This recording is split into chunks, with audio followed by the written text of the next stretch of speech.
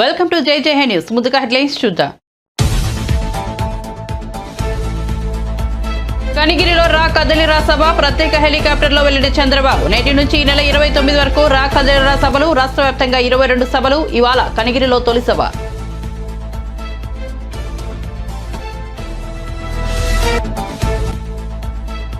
ఢిల్లీ పర్యటనలో వరుసగా కేంద్ర మంత్రులను కలుస్తున్న ముఖ్యమంత్రి. నిన్న అమిత్ షా, హర్దీప్ సింగ్ పూరి, గజేంద్రనాథ్ సింగ్ షెకావర్తల్లో సమావేశం.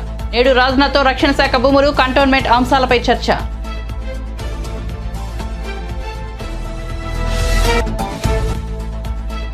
న్యాయవాదులతో సమావేశమైన Pawan Kalyan. AP land titling act పై చర్చ. పట్టా పుస్తకాల్లో జగన్ ఫోటో ఎందుకన్న జనసేనాని.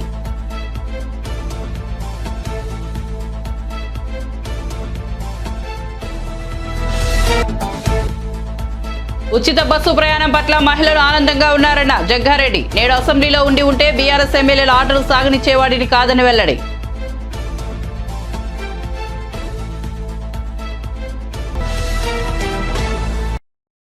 ఇక వార్త వివరాల్లోకి వెళ్తే టీడీపీ అధినేత చంద్రబాబు ఎన్నికలను దృష్టిలో ఉంచుకుని రాష్ట్రంలో ముమ్మరంగా పర్యటించనున్నారు. ఈ నేపథ్యంలోనే రా కదిలిరా పేరిట కార్యాచరణ రూపొందించారు. నేటి నుంచి ఈ నెల 29 వరకు వివిధ ప్రాంతాల్లో 22 సభలు నిర్వహించనున్నారు. కనిగిరిలో తొలి సభ జరగనుంది. ఈ సభ కోసం చంద్రబాబు ప్రత్యేక హెలికాప్టర్లో పయనమయ్యారు. ఈ హెలికాప్టర్ ఉండవల్లిలోని చంద్రబాబు నివాసం నుంచి బయలుదేరింది. కాగా కనిగిరి సభ కోసం టీడీపీ భారీ ఏర్పాట్లు చేసింది. పొత్తు నేపథ్యంలో ఈ సభకు జనసేన శ్రేణులు కూడా హాజరయ్యే అవకాశం ఉంది. రా కదిలిరా సభలో కొన్నింటిని చంద్రబాబుతో పాటు పవన్ కళ్యాణ్ కూడా హాజరు కానున్నారు.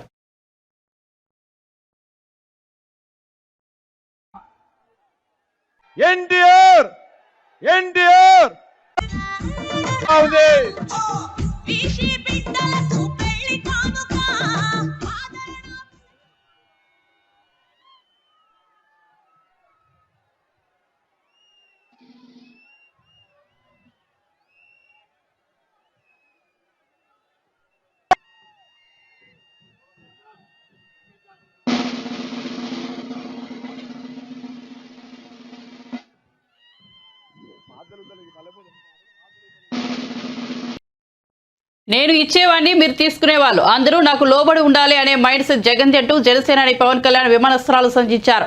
పవన్ కళ్యాణ్ ఇవాళ మంగళగిరిలోని జనసేన ప్రధాన కార్యాలయంలో న్యాయవాదులతో సమావేశమయ్యారు. ఏపీ ప్రభుత్వం తీసుకొచ్చిన ల్యాండ్ టైటిలింగ్ చట్టంపై న్యాయవాదులు పవన్ కు వివరించారు. దీనిపై పవన్ ఆసక్తికర వ్యాఖ్యలు చేశారు. వారసత్వంగా వచ్చే భూమిలో జగన్ బొమ్మతో రాళ్లు ఏమిటో అర్థం కావడం లేదని అన్నారు. పట్టా పుస్తకాల్లో జగన్ ఫోటో అవసరమా? రాజ్యాంగం ప్రకారం నడుచుకునే వారిలో ఇలాంటి ఆలోచనలు ఉండవు. ఇటువంటి పనులు చేయరని పవన్ కళ్యాణ్ స్పష్టం చేశారు. ఆస్తులు దోచుకోవడాన్ని సులభతరం చేసేందుకే ఈ చట్టం తీసుకొచ్చినట్టుందని విమర్శించారు. రాష్ట్రపతి అప్పీల్ పంపించారు, స్టేట్ చట్టం కాబట్టి. సో దీంట్లో ఇందులో ఏమేమి రాబోతున్నాయి ముందుగానే ఆచరణలోకి పెట్టేశారు. దాంట్లో రాళ్ళు పాతడం కానీ, లేదంటే పట్టా పుస్తకాల్లో ముగ్గు వేసుకోవడం కానీ, అంటే సంపూర్ణంగా అంటే నేను అర్థం చేసుకుంది ఒక్క మాటలో చెప్పాలంటే, 1 సెంటు భూమి ఉన్న, 1/2 సెంటు ఉన్న భూమి సొంతదారుడి నుంచి ఎంత పెద్దవాళ్ళైనా సరే మొత్తం భూ హక్కులు ఎవరైతే పరిపాలిస్తారో వాళ్ళ గుప్పిట్లో ఉంటాయి. అది వాళ్ళ ఇష్టాల మీద, వాళ్ళ ఫ్యాన్సీల మీద ఉంటుంది. ఇది బయటికి ఎలా వచ్చింది అంటే, న్యాయవాదులకి పని పోతుంది. అంటే ఒక సగటు, నేను రోడ్ల మీద తిరిగి క్షేత్రస్థాయిలో తిరిగే వ్యక్తిగా చెప్తున్నాను. నేను అడిగాను ఏంటి జరుగుతుంది అని అడుగుతా అంటే, లేదంటే వాళ్ళకి ఉద్యోగాలు పోతాయి, వాళ్ళ కేసులు పోతాయని చెప్పి వాళ్ళు ఇట్లా పెడుతున్నారని ఫస్ట్ టైం మిమ్మల్ని కూడా స్పేర్ చేయలేదు ఈ వైసీపీ ప్రభుత్వం. భవన నిర్మాణ కార్మికులు రోడ్ల మీదకు వచ్చిన రోజు నుంచి ఈ రోజు దాకా కొత్తగా మీరు ఈ యాజిటేషన్లోకి, కోర్టు రూముల్లో రాజ్యాంగాన్ని కాపాడాల్సిన మీరు కూడా ఈ రోజున ఈ ఉద్యమ బాటలోకి రావాల్సి వచ్చింది. ఇది ఖచ్చితంగా జనసేనకి, ముఖ్యంగా నాకు, ఈ పార్టీ ఏర్పాటుకి కూడా legal luminary, legal genius Nani Palkhivala గారి స్ఫూర్తి నాకు. అని ఈ రోజు ఆయనకి నేను చెప్పుకుంటే ఒక ఏకలవ్య శిష్యుడు నేను ఆయనకి. ఆయన లేకపోయినా మన మధ్యలో నేను ఆయన్ని సంపూర్ణంగా స్ఫూర్తి తీసుకున్నాను. ముఖ్యంగా కేశవానంద, ఇందుకు మీరు చెప్తున్నప్పుడు ఇందాక రామ్మోహన్ రావు గారు మాట్లాడుతుందని, అలాగే ఈ రాజేశ్వరం చిగురుపాటి రవీంద్రబాబు గారు చెప్పింది మీ ఇద్దరి అంటే మిగతా అందరూ చెప్పినప్పటికీ మీ ప్రత్యేకించి మీ ఇద్దరు చెప్తున్న దాంట్లో ఒకడు నా భూమిలో నీ హక్కు ఏంటి? రెండు, చిగురుమాడి గారు చెప్పింది ఇట్ ఈస్ యాంటీ కాన్స్టిట్యూషనల్. ఇది సో నేను అర్థం చేసుకుంది కూడా మీకు దగ్గర ఇటు కేశవానంద భారతి గారి ఒక చిన్నపాటి ఆస్తి తగాదా, ఒక మఠం తాలూకు ఆస్తి ప్రాథమిక హక్కుల ఉల్లంఘనగా ఎలా సుప్రీంకోర్టు దాకా వెళ్ళిందో, ఇది కూడా మీతో మీరు ఉమామహేశ్వర గారు, మీరు మీ పేరు కోటేశ్వర గారు, ప్రాథమిక హక్కుల ఉల్లంఘనకి వెళ్ళిపోతుంది. ఏది తీసుకున్నా కానీ ప్రాథమిక హక్కులు, రాజ్యాంగం కల్పించిన ప్రాథమిక హక్కుల ఉల్లంఘనకి దారితీస్తూ ఉంది. ఇది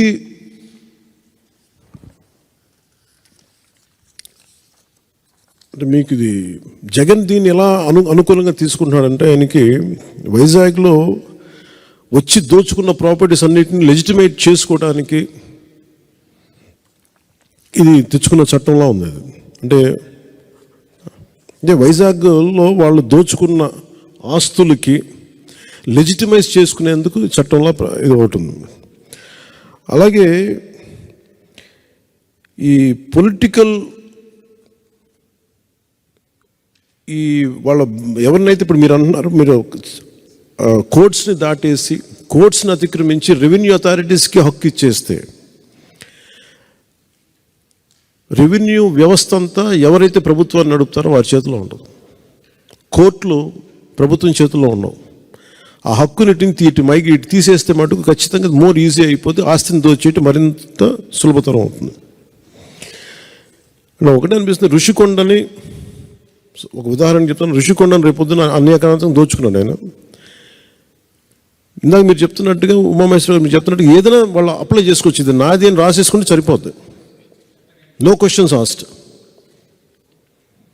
సో ప్రతిదానికి కోర్టు అనే ఒక రక్షణ చట్టాన్ని తీసేశారు దీనివల్ల. దీన్ని నేను ప్రజలకి, సగటు మనిషికి, సగటు ఇంట్లో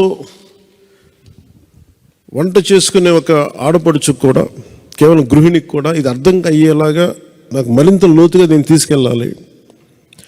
మీరు దేనికైతే పోరాటం చేస్తున్నారో, దేనికైతే ఉద్యమిస్తున్నారో, ఇది నేను సంపూర్ణంగా తీసుకెళ్ళాలి అంటే నాకు ఇంకొక 2-3 రోజులు వ్యవధి కావాలి.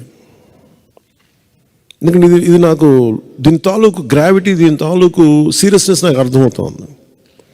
ఎందుకంటే ఒక డ్రెకోనియన్ లా వచ్చినప్పుడు చాలా సున్నితంగా ఉంటుంది, పెద్ద ఇష్యూగా అనిపించదు. అది అప్లై చేసే కొద్దీ దాని అప్లికేషన్లో దాని తాలూకు మీరు ముందే సెన్స్ చేస్తూ ఉన్నారు. అంటే మీరు చెప్తున్న ప్రతిదీ ఈ ఆంధ్రప్రదేశ్ ల్యాండ్ టైటిలింగ్ యాక్ట్ 2022 ఇది కైండ్ ఆఫ్ డ్రెకోనియన్ లా. దాని ముందే మీరు గ్రహిస్తున్నారు, ఇంకా ప్రజల అనుభవంలోకి రాలేదు ఇంకా అది. అందుకని మీరు ఉద్యమిస్తున్నారు.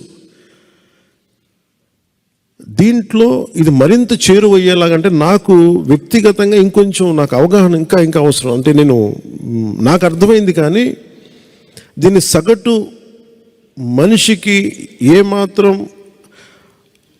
లీగల్ అవగాహన లేని వ్యక్తికి చాలా సామాన్య పరిభాషలో చెప్పేది వాళ్ళ అనుభవంలోకి వచ్చేలా కావాలంటే నాకు కొంచెం 2 రోజులు అధ్యయనం చేయాలి నేను దీని మీద. కేంద్ర మంత్రి రాజ్నాథ్ సింగ్ తో ముఖ్యమంత్రి రేవంత్ రెడ్డి, మంత్రి ఉత్తమ్ కుమార్ రెడ్డి శుక్రవారం మధ్యాహ్నం భేటీ అయ్యారు. ఏఐసీసీ నిర్వహించిన లోక్సభ ఎన్నికల సన్నాహక భేటీలో పాల్గొనడానికి వచ్చిన రేవంత్ రెడ్డి, ఉత్తమ్ కుమార్ రెడ్డిలు 2 రోజులుగా వరుసగా కేంద్ర మంత్రులతో సమావేశమవుతున్నారు. అమిత్ షా, హర్దీప్ సింగ్ పూరి, గజేంద్రనాథ్ సింగ్ షెకావత్ తదితరులను కలిశారు. తాజాగా రక్షణ శాఖ మంత్రి రాజ్నాథ్ సింగ్ తో భేటీ అయ్యారు. తెలంగాణలోని రక్షణ శాఖ భూములు, కంటోన్మెంట్ అంశాలపై చర్చించారు.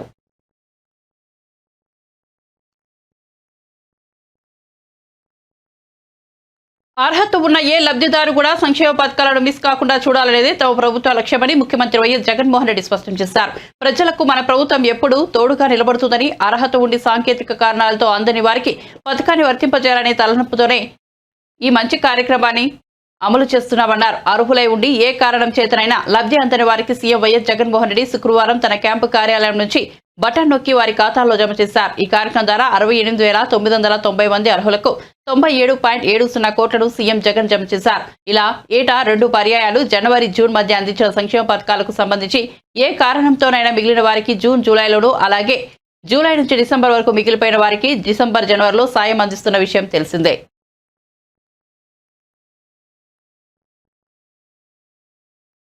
కాపు నేస్తం ద్వారా 3,60,000 మందికి అప్పట్లో మంచి జరిగితే మరో 1,884 మందికి ఇప్పుడు మళ్ళీ మంచి జరిగిస్తా ఉన్నాం. ఈరోజు నేతన్న నేస్తం ద్వారా అప్పట్లో 80,686 మందికి మంచి జరిగితే ఇప్పుడు 352 మందికి రకరకాల కారణాల వల్ల అప్పట్లో మిస్ అవుట్ అయిపోయిన బెనిఫిషరీస్కు మళ్ళీ ఈ రోజు మేలు జరిగిస్తూ ఈ రోజు మళ్ళీ వాళ్ళకు కూడా అందజేసే కార్యక్రమం జరుగుతూ ఉంది. ఈ రకంగా వీళ్ళే కాకుండా కొత్తగా మరో 1,17,161 మందికి పెన్షన్లు మంజూరు చేసే కార్యక్రమం ఇది కూడా 6 నెలలకు ఒకసారి మళ్ళీ వాళ్ళందరికీ కూడా ఎవరైనా కూడా మిగిలిపోయి ఉన్న పరిస్థితిలో ఎవరైనా కూడా ఉన్న పరిస్థితుల్లో ఎవరైనా కొత్త వాళ్ళు కానీ ఎవరైనా కానీ ఉన్న వాళ్ళు ఎవరైనా కూడా అప్లికేషన్ చేసుకోవడము, అప్లికేషన్ చేసుకున్న పిమ్మట దానిని వెరిఫై చేసి వెరిఫికేషన్ ప్రాసెస్ కంప్లీట్ చేసి వాళ్ళకు మంజూరు చేయడం, ఆ మంజూరు చేసిన వాళ్ళకు ప్రతి 6 నెలలకు ఒకసారి డిస్ట్రిబ్యూషన్ వాళ్ళకు స్టార్ట్ చేసే విధంగా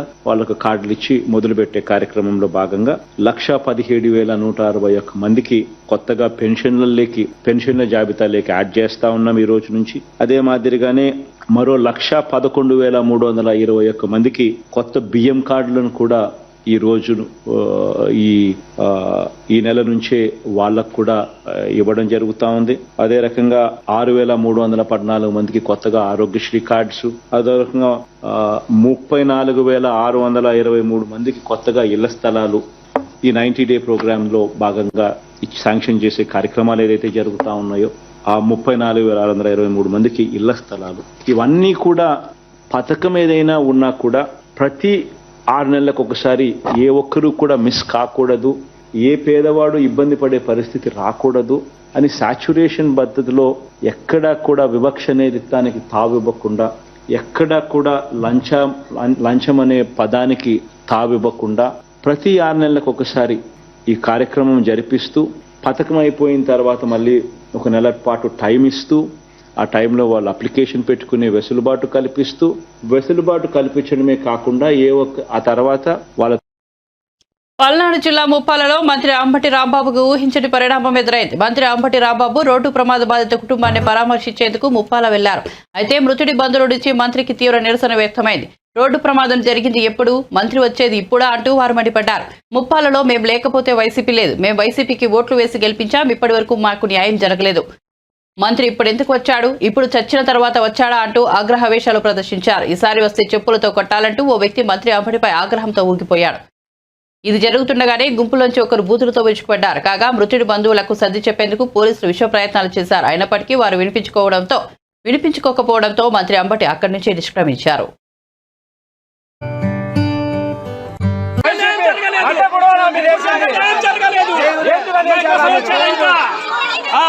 ముప్పాలలో వైసీపీ మేము లేకపోతే మాట్లాడాలన్నా మేము ఓట్లేసి గెలిపించాము. ఇప్పుడు ఎందుకు వచ్చాడు అన్నా, లేకపోతే మా అమ్మందరూ సమ్మ కొట్టమను. ఇప్పుడు న్యాయం జరగలేదు. దేనికి వచ్చాడు ఇప్పుడు ఎందుకు వచ్చాడు, ఇప్పుడు సంచి తర్వాత వచ్చాడన్నా. చేసుకుంటారా ఈసారి వస్తే చెప్పులతో కొట్టాలా ఈసారి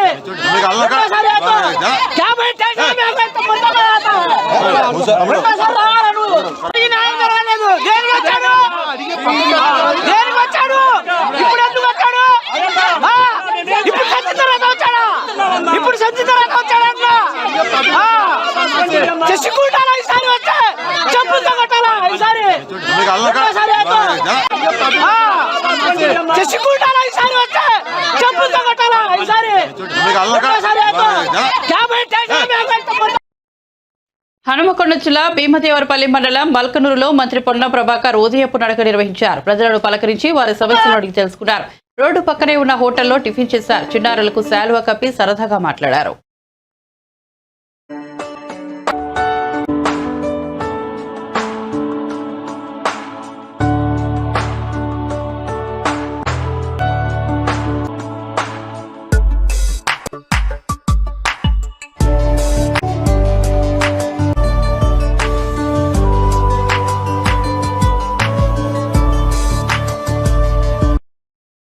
ఆంధ్రప్రదేశ్లో పొత్తుల విషయంలో బీజేపీ బెదిరింపు ధోరణిలో వ్యవహరిస్తోందని సిపిఐ రాష్ట్ర కార్యదర్శి రామకృష్ణ ఆరోపించారు.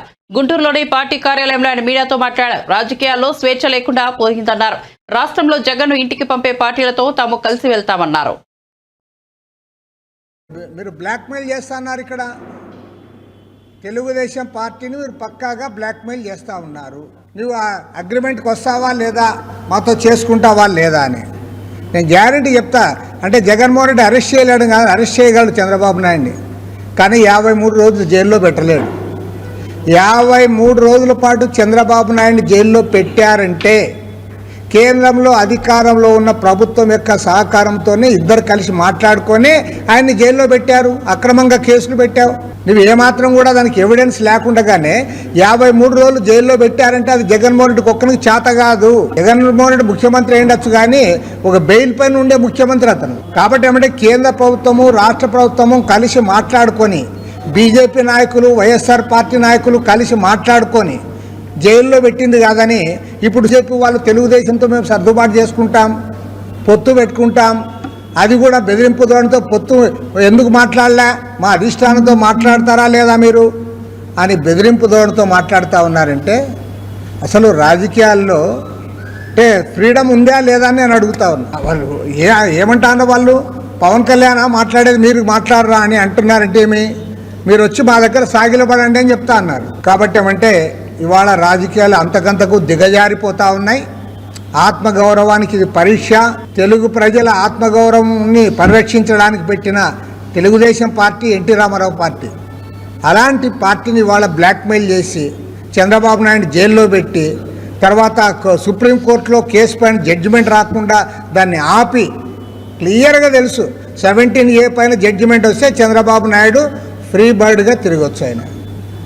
కాబట్టి ఏమి జడ్జిమెంట్ ఎక్కడన్నా జరిగిందా అని నేను అడుగుతా ఉన్నా. నీకు ఆర్గ్యుమెంట్స్ అయిపోయి 75 డేస్ అయిన తర్వాత కూడా ఎందుకు జడ్జిమెంట్ ఇవ్వకుండా ఆపుతా ఉన్నారు? సుప్రీంకోర్టులో జగన్మోహన్ రెడ్డి ఆపగలడా? జగన్మోహన్ రెడ్డికి చేత కాదు. బీజేపీ వాళ్ళే చేస్తూ ఉన్నారు ఇవన్నీ, మళ్ళీ ఇక్కడ ఆటకు మారుతూ ఉన్నారు. కాబట్టి ఏమంటే దీన్ని రాష్ట్ర ప్రజలు గమనించాలి. పవన్ కళ్యాణ్ ముఖ్యమంత్రి కావాలని అభిమానులు ఇంతకుముందు అన్నారు, కానీ ఇప్పుడు అట్లా చెప్పలే కదా. ఆయన తెలుగుదేశం పార్టీతో సర్దుబాటు చేసుకుంటాను, మనకున్న సీట్లను బట్టి మనం మాట్లాడాలి, మనకున్న బలాన్ని బట్టి మాట్లాడాలని అతను ఇప్పుడు ప్రాక్టికల్గా ఆలోచిస్తాను. దాన్నేం మనం ఇప్పుడు తప్పుబట్టేది లేదు. ఆయన ముఖ్యమంత్రి కానీ ఏం అనడంలే, ఈవెన్ మంత్రి అని కూడా అనలే. మా పార్టీ మొన్న మా సమావేశాల్లో మొన్న చర్చించాము. మా పార్టీ నారాయణ గారు కూడా హాజరయ్యారు. ఇవాళ రాష్ట్ర వ్యాప్తంగా ఈరోజు మేము ఫస్ట్ కూడా స్పష్టమైన అభిప్రాయంతో చెప్తా ఉన్నాం. కేంద్రంలో నరేంద్ర మోడీ ప్రభుత్వాన్ని గద్దె దించాలి. రాష్ట్రంలో ఈ నియంత అహంకారి దురహంకారి ఈ జగన్మోహన్ రెడ్డిని ఇడుపులపాయకు పంపాలి. మా అజెండా అది. ఈ అజెండా కలిసి వచ్చే పార్టీలందరితో కూడా ఒక్కొక్కరితో మాట్లాడుతూ ఉన్నాము. అందరితో మాట్లాడిన తర్వాత ఒక శుభముహూర్తంలో మేము స్పష్టమైన ప్రకటన చేస్తాము. ఉచిత బస్సు ప్రయాణంపై మహిళలు ఆనందంగా ఉన్నారని కాంగ్రెస్ సీనియర్ నేత జగ్గారెడ్డి అన్నారు. మహిళలు బస్సుల్లో ప్రయాణించడం లేదని బీఆర్ఎస్ నేతలు అంటుండడాన్ని ఆయన ఖండించారు. ఇప్పటి వరకు 6.5 కోట్ల మంది మహిళలు ఉచితంగా బస్సుల్లో ప్రయాణించారని తెలిపారు. ఇక అసెంబ్లీలో మాజీ మంత్రులు కేటీఆర్, హరీష్ రావులు రెచ్చిపోయి మాట్లాడుతున్నారని ఆయన విమర్శించారు. తాను కనుక అసెంబ్లీలో ఉంటే బీఆర్ఎస్ ఎమ్మెల్యేలు ఆటలు సాగనిచ్చేవాడిని కాదన్నారు. రేవంత్ రెడ్డి ముఖ్యమంత్రి కాగానే అసెంబ్లీ సమావేశాలు నిర్వహించారని, కానీ బీఆర్ఎస్ నేతలు ఎప్పుడైనా అసెంబ్లీ సమావేశాలు నిర్వహించారా అని ప్రశ్నించారు.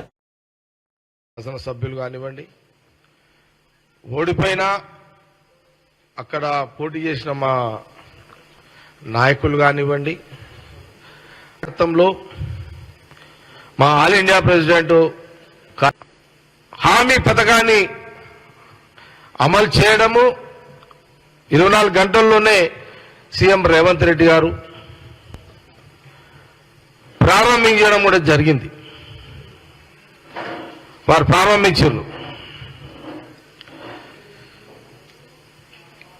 నేను ఆ రోజు నేనే కాదు, సీఎం రేవంత్ రెడ్డి గారు, మా డిప్యూటీ సీఎం, క్యాబినెట్లు, మా సీనియర్ లీడర్ అందరూ కూడా మేమందరం కూడా బస్సులలో ఎక్కినాం. ఆ రోజు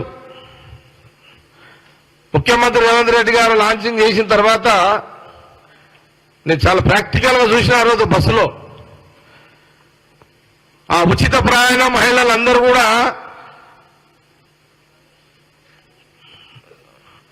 బస్ ఎక్కడము, ఫ్రీగా వాళ్ళు ప్రయాణం చేయడము, ఒకరికి 20 రూపాయలు మిగిలొచ్చు, భారంగా అంటే వాళ్ళ మీద వనకపోవచ్చు, ఒకరు 100 రూపాయలు, ఒకరు 200.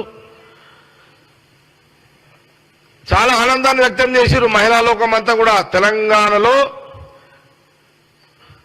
తెలంగాణ ప్రజలు మహిళలు ఆ రోజు ఆ ఉచిత బస్సును చాలా సంతోషాన్ని వ్యక్తం చేశారు. Students, college students, high school students, ఆడపిల్లలు ఉచితంగా ప్రయాణాన్ని వాళ్ళు చాలా చాలా వాళ్ళ సంతోషాన్ని వ్యక్తపరిచారు ఆ రోజున.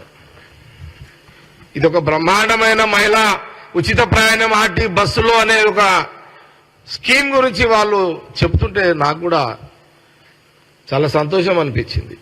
ఆ పథకం గురించి ఆ మహిళలు చెప్తుంటే నేను ఆ రోజు బస్ కండక్టర్ని అడిగిన, నువ్వు ఇప్పుడు ఎక్కడి నుంచి వస్తున్నావు అని అంటే, నేను పడంచేరు నుంచి నిజామాబాద్ వచ్చిపోతున్నారు. అరే గవర్నమెంట్ వచ్చి ఎంత రోజులైందా? వచ్చిన 10 రోజులకే రేవంత్ రెడ్డి ముఖ్యమంత్రి అసెంబ్లీ పెట్టిండు. మీకేమైనా జ్ఞానం మీకేమైనా ఉందా? మీకేమన్నా 5 ఏళ్ళు నేను సరే బ్యాడ్ లక్, ఇక టైం బాగలేదు, గవర్నమెంట్ వచ్చేటానికి నేను బయట ఉన్నా, కానీ నేను లోపల ఉంటే ఆడుతుంటే ఆట వీళ్ళతోటి. నేను లోపల ఉంటే నేను టైం బాగుండి నేను ఎమ్మెల్యేగా ఉండుంటే కేటీఆర్ హరీష్ రావుతో ఆడుకుంటుంటే మంచిగా. అట్లేం లేదు, నాకు తెలుసు వాళ్ళతో ఎట్లా ఆడుకోవాలో. మీరు ఆ బండలో తిరుగుతారు, ఆర్టిస్ట్ యొక్క విలువ మీకు తెలియదు. ఎన్నికల్లో గెలుపోటములు సాధారణమని చేవెళ్ల ఎంపీ రంజిత్ రెడ్డి అన్నారు. ఓటమి నుంచి పాఠాలు నేర్చుకుంటామని తెలిపారు. లోక్సభ ఎన్నికల సన్నాహక సమావేశంలో భాగంగా చేవెళ్ల పార్లమెంట్ నియోజకవర్గ ప్రతినిధులతో తెలంగాణ భవన్లో బీఆర్ఎస్ నేతలు కె కేశవరావు, హరీష్ రావు, కడియం శ్రీహరి, సింగిరెడ్డి నిరంజన్ రెడ్డి, మధుసూదనాచారి తదితరులు పాల్గొన్నారు. లోక్సభ ఎన్నికలపై గులాబీ శ్రేణులకు దిశానిర్దేశం చేశారు. ఈ సందర్భంగా రంజిత్ రెడ్డి మాట్లాడుతూ లోక్సభ ఎన్నికలకు ఎలా ముందుకెళ్లాలో చర్చించుకున్నామని తెలిపారు. అసెంబ్లీ ఎన్నికల్లో కాంగ్రెస్ బీఆర్ఎస్ పార్టీలకు వచ్చిన ఓట్ల శాతంలో తేడా కేవలం 1.8% మాత్రమేనని రంజిత్ రెడ్డి అన్నారు. కాంగ్రెస్ పార్టీ ఇచ్చిన హామీలను అమలు చేయాలని ఆయన డిమాండ్ చేశారు. 100 రోజుల్లో హామీలు అమలు చేస్తామని అధికారంలోకి రాగానే రైతు బంధు రుణమాఫీ చేస్తామని కాంగ్రెస్ నేతలు అన్నారని గుర్తు చేశారు. బీఆర్ఎస్ ఓడిపోయినందుకు ప్రజలు బాధపడ్డారని ఆయన అన్నారు. ప్రజలంతా కేసీఆర్ వైపే చూస్తున్నారని అన్నారు. తమ బలగం కేసీఆర్ అని స్పష్టం చేశారు. బీఆర్ఎస్ పార్టీకి ఎదురుండదని పేర్కొన్నారు. చేవెళ్ల పార్లమెంట్ కాన్స్టిట్యూన్సీలో ఉన్న 7 నియోజకవర్గ పార్టీ కుటుంబ సభ్యులందరినీ పిలిపించి మా ఎమ్మెల్యేలు, మాజీ ఎమ్మెల్యేలు, మా బీఆర్ఎస్ పార్టీ సీనియర్ నాయకులు హరీష్ రావు గారు సభాధ్యక్షతన నడిచిన ఈ సభకు ఈరోజు పెద్దలు మధుసూదనాచారి గారు, నిరంజన్ రెడ్డి అన్న గారు, ప్రశాంత్ రెడ్డి గారు, మిగతా మహేందర్ రెడ్డి గారు, మా మంత్రులు సబితా ఇంద్రారెడ్డి గారు, పోచారం శ్రీనివాస్ రెడ్డి గారు, అరకెప్పుడు గాంధీ గారు, మా ప్రకాష్ అన్న, యాదన్న, రోహిత్ రెడ్డి, మహేష్ రెడ్డి, ఆనంద్ సమక్షంలో అందరితో చాలా డీటెయిల్గా డిస్కషన్స్ చేయడం జరిగింది. అందరి సూచనలు కూడా తీసుకొని రాబోయే ఎలక్షన్లో, మొన్న అసెంబ్లీ ఎలక్షన్లో చేవెళ్ల పార్లమెంట్ కాన్స్టిట్యుయెన్సీలో కాంగ్రెస్ కంటే 1,00,000 ఓట్ల మెజారిటీ మనకుంది. మొత్తం బీఆర్ఎస్ పార్టీకి 7,08,000 వస్తే కాంగ్రెస్కి 6,07,000 మాత్రమే వచ్చినాయి. బీజేపీకి 3,35,000 మాత్రమే వచ్చినాయి. సో బీఆర్ఎస్కిను బీజేపీకి 22% డిఫరెన్స్ ఉంది, మాకు కాంగ్రెస్కి 6% డిఫరెన్స్ ఉంది. దీన్ని ఇంతకంటే మంచి ఎట్లా ఇంప్రూవ్ చేసుకోవాలి, మనం ఎట్లా బలోపేతం కావాలి, మన రాబోయే రోజుల్లో మన గలం ఏంది, మన తెలంగాణ వాదం ఏంది, పార్లమెంట్లో మా అందరినీ గెలిపించిన తర్వాత తెలంగాణ రాష్ట్రం గురించి గలమెత్తిన టీఆర్ఎస్ పార్టీ, ఇప్పుడు బీఆర్ఎస్ పార్టీ, మనం ఇంకా అదే కంటిన్యూ చేద్దాం, మన తెలంగాణ వాదమే మన ముఖ్య అంశం అని చెప్పి. ఎందుకంటే ఢిల్లీ పార్లమెంట్లో ఎప్పుడైనా తెలంగాణ రాష్ట్రం గురించి వస్తే టీఆర్ఎస్ పార్టీ ఒకటే తెలుసు, అక్కడ ఎవరికి వేరే పార్టీలు తెలియదు. ఎందుకంటే తెలంగాణ రాష్ట్రం 2014 వచ్చినప్పటి నుండి అప్పటికెళ్ళి కంటిన్యూస్గా 10 సంవత్సరాలు మనమే బీఆర్ఎస్ పార్టీ పాలనలు ఉండే కాబట్టి 10 సంవత్సరాలలో చేసిన సంక్షేమ అభివృద్ధి అద్భుతాలు దేశానికి తలమానికమైంది తెలంగాణ రాష్ట్రం. కాబట్టి అందరి నోట్లో పార్లమెంట్లో మాత్రమే కాకుండా దేశం మొత్తం ఎన్ని అద్భుతాలు ఎట్లా చేయగలుగుతుండ్రో, ఇన్ని రంగాలలో ముందుకు ఎట్లా సాగుతుందంటే అది మా దిశానిర్దేశం చేసే కేసీఆర్ గారి గురించి మాట్లాడుతుంటాం. మా పార్టీకి మా బలం మొత్తం కేసీఆర్ గారు, మా ధైర్యం కేసీఆర్ గారు. దాంతోపాటు మా కుటుంబ సభ్యులు 60 లక్షల కార్యకర్తలు ఉన్నారు కాబట్టి మాకు ఏ ఎలక్షన్ అయినా డెఫినెట్గా మేమే గెలుస్తాం. మీ అందరికీ తెలుసు, మొన్న అసెంబ్లీ ఎలక్షన్లో మాకు కాంగ్రెస్కి తేడా వ్యత్యాసం ఒక 1.85%. సో అది మా కొన్ని కారణాల వల్ల మేము పోయి ఉంటాము. గెలిపే లక్ష్యంగా పోతూ ఉంటాము, ఎప్పుడు గెలుస్తూనే ఉంటాం. సరే, ఆ గెలుపులు వరుసగా 10 సంవత్సరాలు అన్ని ఎలక్షన్లు గెలుస్తూ వచ్చినాము. ఈ ఎలక్షన్ పోయింది కాబట్టి ఇది ఒక లెర్నింగ్ లెసన్ లాగా మేము కూడా పాఠాలు నేర్చుకోవాలి. కాబట్టి ప్రజలు మార్పు కోరుకున్నారు. మేము దాన్ని శిరస వహిస్తూ వాళ్ళ డెసిషన్ని మేము రాబోయే 5 సంవత్సరాల్లో కాంగ్రెస్ పార్టీ ఏవైతే హామీలు ఇచ్చిండ్రో ఆ హామీలన్నీ నెరవేర్చాలి. కాబట్టి దానికి సరిపడు బడ్జెట్ లేదు అని మేము చెప్తున్నా కూడా వాళ్ళన్నీ హామీలు ఇచ్చిండ్రు, ప్రజలు నమ్మిండ్రు, ప్రజలు మార్పు కోరుకున్నారని చెప్పి అనుకొని ప్రజలు డెఫినెట్గా వాళ్ళకి పట్టం కట్టినారు. కాబట్టి కాంగ్రెస్ పార్టీ వాళ్ళు కూడా నిజంగా రాబోయే 100 రోజులు అన్ని అమలు చేస్తా అన్నారు. చూద్దాంలే, చేస్తారు కావచ్చు అన్నట్టుగా మేము కూర్చుంటే, టీడీపీ అధినేత చంద్రబాబును మళ్లీ సీఎం చేయడమే తన ధ్యేయమని ఆ పార్టీ నేత కేశినేని చిన్ని అన్నారు. టీడీపీలో తాను సామాన్య కార్యకర్తను మాత్రమేనని చెప్పారు. తిరువూరు సభను విజయవంతం చేయడమే నా లక్ష్యమని పేర్కొన్నారు. ఆ సభకు 1,00,000 మంది పైగా వస్తారు. కుటుంబంలో చిన్నపాటి కలహాలు సహజమేనని అన్నారు. ఎంపీ కేశినేని ఫేస్బుక్ పోస్ట్తో నాకు సంబంధం లేదని స్పష్టం చేశారు. విజయవాడ ఎంపీ టికెట్ వేరే వ్యక్తికి కేశినేని నానికి తెలిపిన టీడీపీ ఈ నెల 7న తిరువూరు పట్టణంలో జరిగే సభ ఏర్పాట్ల బాధ్యతను చిన్నికి టీడీపీ అప్పగించింది. ఆయన గత కొంతకాలంగా విజయవాడ లోక్సభ నియోజకవర్గ పరిధిలో రాజకీయ సేవా కార్యక్రమాలు నిర్వహిస్తున్నారు. మరోవైపు రానున్న ఎన్నికల్లో విజయవాడ ఎంపీ టికెట్పై ఎంపీ కేశినేని నానికి టీడీపీ అధిష్టానం స్పష్టత ఇచ్చేసింది. ఎంపీ టికెట్ను ఈసారి వేరే వారికి ఇవ్వాలని నిర్ణయించినట్లు ఆయనకు తెలిపింది. ఈ విషయాన్ని కేశినేని నాని ఫేస్బుక్ పోస్ట్ ద్వారా వెల్లడించారు. అధినేత ఆదేశాలను శిరస వహిస్తానని వెల్లడించారు. నేను కార్యకర్తగా తిరువూరు ప్రాంతంలో ఎన్నో సేవా కార్యక్రమాలు చేశాను. ఈ సేవా కార్యక్రమాల్లో ప్రజలకి నాయకులకి చేరువయ్యాను. ఈ సేవా కార్యక్రమాల్లో వెళ్ళటం వల్ల ఈ సభకి నా వృతాభక్తిగా వెళ్ళి తిరువూరులో నేను కూడా ఒక చంద్రబాబు గారి సభలో నేను కూడా కృషి చేద్దాం వృతాభక్తిగానే వెళ్ళిన దాంట్లో జరిగిన విషయాలు దురదృష్టకరమని మొన్నే మీడియా ముందు చెప్పాను. అటువంటి సంఘటనలు మళ్ళీ పునరావృతం పార్టీ నుంచి అని చెప్పాము. వేరే పార్టీల్లో ఎమ్మెల్యేలు ఎమ్మెల్సీలు ఖాళీ అయ్యి పార్టీలే ఖాళీ అయ్యే పరిస్థితికి వచ్చింది. అటువంటి వాటిని చూసుకోవాలి. కానీ ఇటువంటి చిన్న చిన్న సంఘటనలు మనం దీని గురించి ఎక్కువ మాట్లాడుకుంటే కూడా బాగుండదని నేను అనుకుంటున్నాను. 36 మంది మీద కేసు కూడా నమోదు అయింది. మీ అనుచరులు కూడా ఉన్నారు కొంతమంది. ఎవరమైనా తెలుగుదేశం పార్టీ అనుచరులే. 35 మంది మీద కేసు జరిగింది. అది దురదృష్టకరమైన సంఘటన. ముందు మేము అందరం 35 మంది బయటికి రావాలి. తెలుగుదేశం చంద్రబాబు నాయుడు గారి సభకి అటెండ్ అవ్వాలని కోరుకుంటున్నాం. అందరం ఒకటే గ్రూప్. అది కూడా చంద్రబాబు నాయుడు గారి గ్రూపే. తెలుగుదేశం పార్టీలో వేరేది ఉండటానికే లేదు, ఉండదు కూడా. కాబట్టి మేము అందరం. వైసీపీ ఎమ్మెల్యే ద్వారంపూడి చంద్రశేఖర్ రెడ్డి జనసేనాని పవన్ కళ్యాణ్ కు మరోసారి సవాల్ విసిరారు. దమ్ముంటే కాకినాడలో తనపై పోటీ చేయాలంటూ పవన్ కళ్యాణ్ కు గతంలోనే ఛాలెంజ్ విసిరారని ఇప్పుడు మళ్లీ సవాల్ చేస్తున్నానని అన్నారు. ఇటీవల పవన్ 3 రోజుల పాటు కాకినాడలో ఉన్నప్పుడైనా స్పందించాలని కోరారని, కానీ ఆయన తన సవాల్ను స్వీకరించకుండానే వెళ్లిపోయారని అన్నారు. దాంతో తాను ప్రెస్ మీట్ పెట్టి కనీసం గ్లాస్ గుర్తుతో తనపై వాళ్ళ అభ్యర్థులపైన నిలవాలని పేర్కొన్నారని ద్వారంపూడి వివరించారు. కాకినాడలో పవన్ ఎవరిని బరిలో దింపుతాడో చూద్దాం, ఎవరిని దింపినా ఎదుర్కొనేందుకు నేను సిద్ధంగా ఉన్నానన్నారు. కాకినాడలో గాజు గ్లాస్ గుర్తుతో జనసేన అభ్యర్థి పోటీ చేస్తారని భావిస్తున్నాను. గాజు గుర్తుతో అభ్యర్థిని బరిలో దింపకపోతే పవన్ కళ్యాణ్ గతంలో నాపై చేసిన వ్యాఖ్యలు వెనక్కి తీసుకున్నట్లే లెక్క అని ద్వారంపూడి స్పష్టం చేశారు. మీ పార్టీ వాళ్ళందరూ కూడా తెలుసుకో, నేను ప్రజల్లోకి ఎంత ధైర్యంగా వెళ్తున్నామంటే పనులు చేసాను కాబట్టి వెళ్తాను. ఎప్పుడన్నా ఇలా తిరిగావా? ఇంటింటికి తిరగలిగావా? ఈరోజు ధైర్యంగా ఇంటింటికి తిరుగుతున్నామంటే పనులు చేసాం కాబట్టి తిరుగుతున్నాం అని సందర్భంగా కొండబాబు తెలియజేసుకుంటాను. మున్సిపాలిటీ సిస్టమ్ ఏంటో అసలు తెలుసా? చంద్రబాబు నాయుడు వచ్చినప్పుడు నేను తరలించమంటున్నారు. చంద్రబాబు నాయుడు వచ్చినప్పుడు జన్మభూమి వారోత్సవాలను జరిగి తెలుసా మీకు? చిన్నపిల్లలు ఉంటారు అప్పుడు మీరు ఎక్కడితో ఉంటారు నా ఉద్దేశం. జన్మభూమి వారోత్సవాలను జరిగినప్పుడు చిన్న చిన్న పిల్లల్ని, స్కూల్ పిల్లల్ని ఎండలో పెట్టి మానవహారాలు తయారు చేయించేవాడు చంద్రబాబు నాయుడు. కళ్ళు తిరిగి పడిపోయిన పిల్లలు కూడా ఉన్నారు. ఆ రోజు మేమేదో నిన్న స్కూల్కి సెలవు ఇచ్చాం అని నిన్నేదో విమర్శించాడు. అవసరం అయితే తీసుకుంటాం, సెలవిస్తాం. ఆ సెలవుని ఆదివారం పెట్టి కంటిన్యూ చేసుకుంటారు. స్కూల్ వాళ్ళు ఏమి కోర్సు ఏమి నష్టపోరు పిల్లలేమి. మేము చంద్రబాబు నాయుడులాగా జన్మభూమి హారాలు పెట్టి మానవ హారాలు పెట్టి ఎండల్లో పిల్లలు మేము బాధపెట్టలేదు, చేయలేదు సార్. పెన్షన్లకి ఇంటికి పంపిస్తున్నాం ముసలి వాళ్ళకి. అదే తప్పితే చంద్రబాబు నాయుడు లైన్లో పెట్టి పెన్షన్లను మేము బాధ పెట్టలేదు. ఓకే, ఏదైనా ఇందాక పవన్ కళ్యాణ్ అడిగారు ఎవరు వచ్చినా రెడీగా ఉన్నాను. సో నేను ఒకటే చెప్తున్నా, కాకినాడ పట్టణంలో గాజు గ్లాస్ ఉంటుందని నేను భావిస్తున్నాను.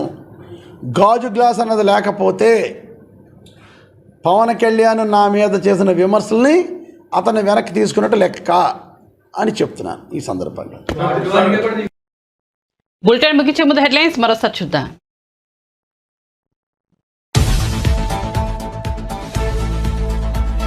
కనిగిరిలో రా కదిలిరా సభ ప్రత్యేక హెలికాప్టర్లో వెళ్లిన చంద్రబాబు నేటి నుంచి ఈ నెల 29 వరకు రా కదిలిరా సభలు రాష్ట్ర వ్యాప్తంగా 22 సభలు ఇవాళ కనిగిరిలో తొలి సభ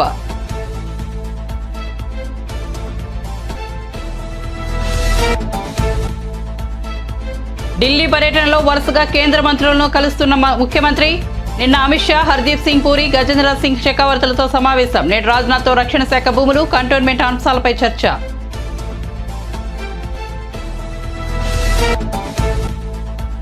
న్యాయవాదులతో సమావేశమైన Pawan Kalyan AP land titling యాక్ట్పై చర్చ పట్టా పుస్తకాల్లో జగన్ ఫోటో ఎందుకన్న జనసేన అని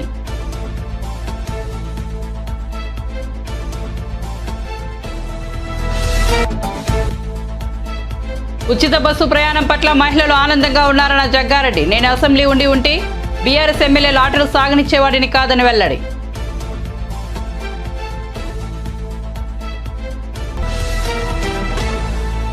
మరిన్ని అప్డేట్స్ కోసం చూస్తూనే ఉండండి జై న్యూస్.